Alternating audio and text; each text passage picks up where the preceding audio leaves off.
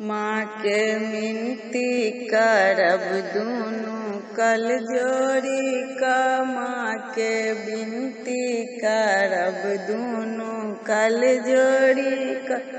मेरी पहली अरज माता सुन लीजिए। मेरी पहली अरज माता सुन लीजिए। मेरे सिरों के सिंदूर अमर कीजिए। मेरे सिरों के सिंदूर अमर कीजिए। माँ के विनती करब दुनू कल जोड़ी का। माँ के विनती करब दुनू कल जोड़ी का। मेरी दूसरी अरज माता सुन लीजिए। मेरी दूसरी अरज माता सुन लीजिए। मेरे बाहों के चूड़ी अमर कीजिए। मेरी बाहों के चूड़ी अमर कीजिए। माँ के विनती करब दुनू कल जोड़ी का। माँ के विनती करब दुनू कल जोड़ी का। मेरी तीसरी अरज माता सुन लीजिए। मेरी तीसरी अरज माता सुन लीजिए। मेरे गोदी के बालक अमर कीजिए।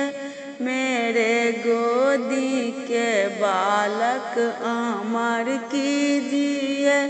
माँ के विनती करब दुनू कल जोड़ी का। माँ के विनती करब दुनू कल जोड़ी का। मेरी चौथी अरज माता सुन लीजिए। मेरी चौथी अरज माता सुन लीजिए। मेरे भाई भतीजा अमर कीजिए।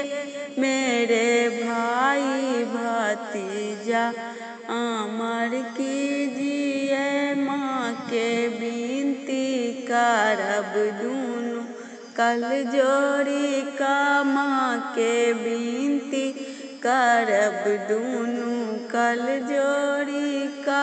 मेरी पांचवी अरज माता सुन लीजिए।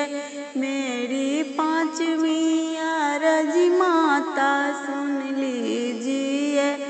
मेरे नैराओ ससुरा अमर कीजिए। मेरे नैराओ ससुरा अमर कीजिए। माँ के विनती करब दुनू कल जोड़ी का। माँ के विनती करब दुनू कल जोड़ी का। धन्यवाद।